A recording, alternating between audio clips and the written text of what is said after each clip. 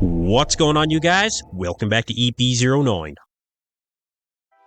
Well, it's certainly one thing to introduce a new division under the IFBB Pro League NPC banner, but it seems that some are still having to come to its defense. Terrick El Guindy appeared on a recent episode of OlympiaTV, where he was joined by Lenda Murray, Ashley Kaltwasser, and Lauralee Chapados, absolute giants in the women's divisions. But Terrick also had some choice words about some of the criticisms of this new division announcement, specifically naming Dave Palumbo, Nick Strength and Power, and Nick Trigili. My public offensive against Dave Palumbo, Nick Strength and Power, and Nick Trigili. I love you guys. You guys are friends of mine, and I love you guys. But let's get real. You only like bodybuilding. Now, Terrick especially has some words for Dave Palumbo. I'm going to run some clips for you guys here in a second. Now, just to give you guys a little bit of background on these three competitors, Lenda Murray is actually an 8-time Miss Olympia champion, winning shows between 1990 and 1995, and then again in 2002 and 2003. Ashley Kaltwasser has won 50 shows, okay? 50. That is more than anyone in IFBB Pro League history. So Ashley is absolutely no joke. And Tyler actually named her 2015 physique as the basis for what they expect the fit model division to be. Lauralee Chapados is the current Miss Olympia champion from the 2024 Olympia. But look, let me just say this up front. This will not be a deep dive into the fit model division. I really think that we need to let this division roll out to see what kind of an impact it's really going to have on the IFBB Pro League and NPC, because at this point, we really don't know. There seems to be a lot of interest from women out there when it comes to this division in particular.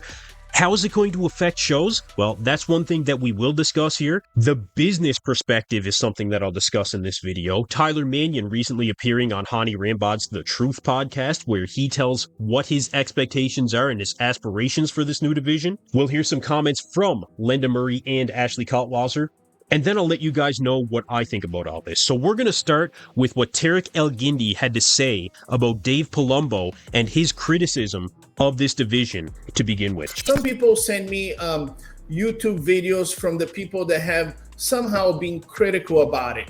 You know, and some of them are very close friends of mine, so I don't mind blast them publicly. One of them was Dave Palumbo. Dave Palumbo with RX Muscle. Hey, Dave. Talking bad about you right here. But Dave is a very good friend of mine. And he said, Terrick, now the shows are going to be so long. And I said, Dave, your only interest is bodybuilding. You have not covered one bikini show the entire year. If it was up to you, you would have the first and second call out at the Olympia and nothing else, okay?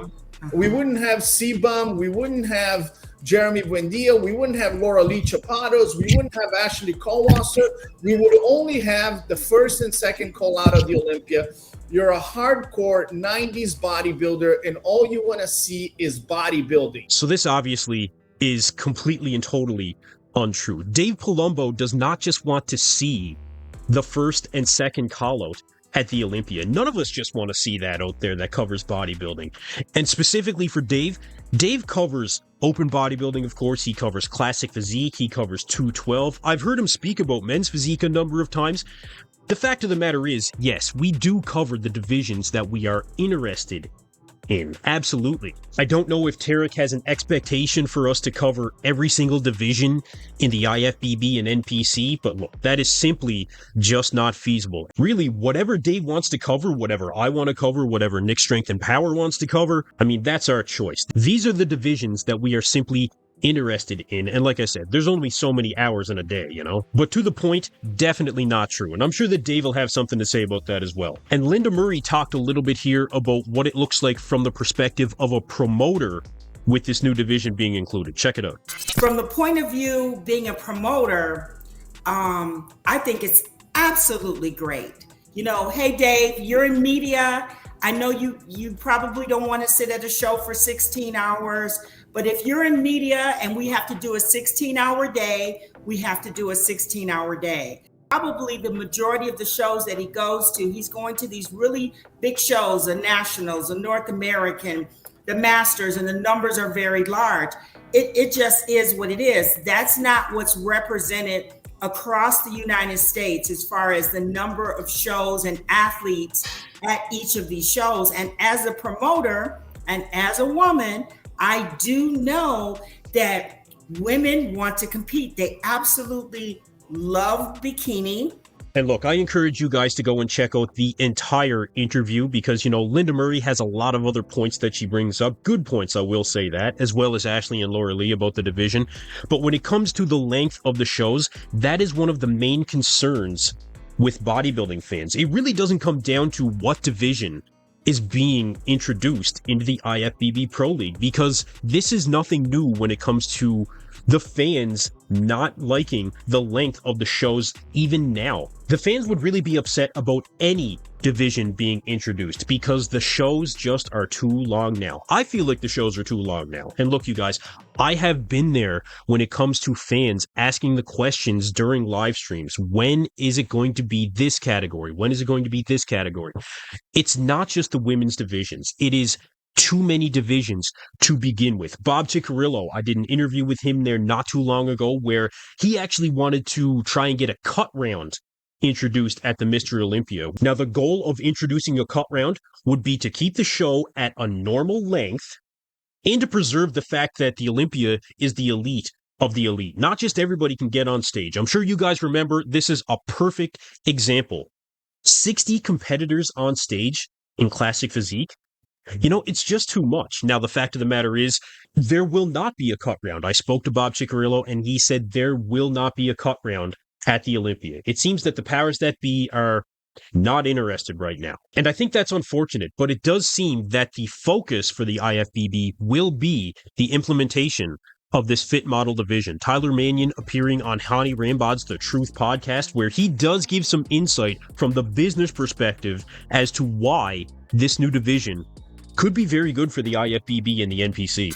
It's going to help the platform. It's going to grow it and hopefully get, as we keep progressing, more and more mainstream sponsors to start taking a look and getting that in here. And that's my end goal, of course, is doing that, because the more we raise the prize money for the pros, the more people are going to be like, hey, I want to do something in this. And now, the perspective of attracting mainstream sponsors is most definitely something that Tyler Manion should be looking at as the vice president of the IFBB. And it seems that he does believe that the inclusion of this fit model division will allow him to go after some of those mainstream sponsors. I mean, think about it. Could you actually see Under Armour or Nike or Reebok or any of these big companies actually sponsoring a bodybuilding competition?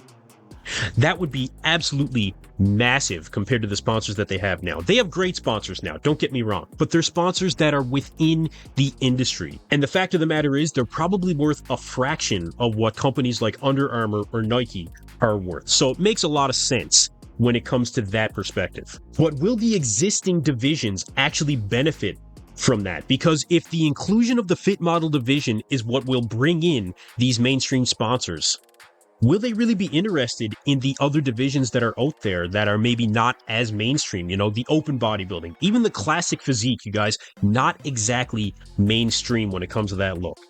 So I'd be interested in knowing exactly how that would work. It's a really good question.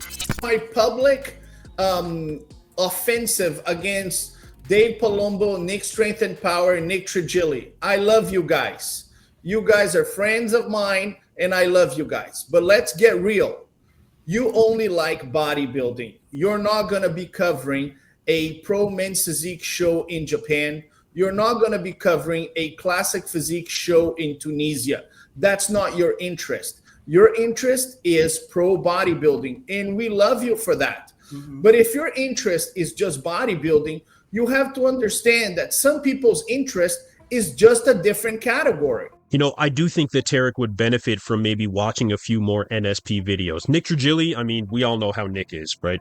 But the fact of the matter is, Nick Strength and Power covers more than just open bodybuilding. Again, it is the majority, just like my channel, but we certainly cover more than just that. I mean, Nick used to host the Mr. Golden Era competition, when there was really no call for classic physique. Nick was trying to find that Golden Era physique. And, Wesley Vissers, does that ring a bell? Actually won that competition. It's just simply not true. We are not just about open bodybuilding. Ashley Kaltwasser also makes some good points about when previously new divisions were entered into the IFBB and how the fan response was to that. You have the people that are so excited for this new division, mostly the girls, and then the guys, mostly the bodybuilder classic kind of old school bodybuilder guys that don't like the idea of it. And this happened, let me remind you, this happens with every new division. Every single new division, they take it as a joke. And when bikini first came out, they took it as a joke too. All the bodybuilders were like, what are these little bikini girls doing on stage? They don't work out. But let me remind you, that fit model physique that they're using as reference, I'm a former collegiate athlete, okay? 400-meter hurdles. I was not doing yoga twice a week and walking on the treadmill for 15 minutes a day, okay? And a very good point. Men's physique was an absolute joke when it first came out. They actually had to reel back men's physique because it was really just getting to be almost like a classic physique division. And that's one of the concerns when it comes to fit model. Will it just end up being, blurring the lines between bikini and the fit model division? So that's one of the big criticisms is this division even necessary when we have a division that could be considered very, very close to that look to begin with? Now, as for me, I am all about inclusivity. Add in another men's division, add in as many divisions as you want if you think there's a market for it. The IFBB is a business. It has to make money. But I would consider it equally as important, if not more important, to ensure the existing fans of bodybuilding are getting their best experience possible. Because losing existing fans of the sport while trying to gain new fans with a new division could certainly backfire. So I think there's still a lot of good conversation to have around this fit model division. I really think that if promoters and the IFBB found a way to shorten up these shows, nobody would care how many divisions are out there, because there are shows that happen that, don't have open bodybuilding. There are shows that just have 212, men's physique, classic, as well as the women's divisions. So if those things are happening now, maybe it just needs to be looked at as to how could these things be broken up even more so? I mean, from one perspective, more shows could mean more revenue, right? So break up the show so you don't have these extreme lengths. And then you're getting the new divisions in place, as well as looking after your existing fans of bodybuilding. You guys let me know what you think in the comments below, but I'm going to wrap up the video right here. Thank you again, everyone, for tuning into EP09. Be sure to like and subscribe.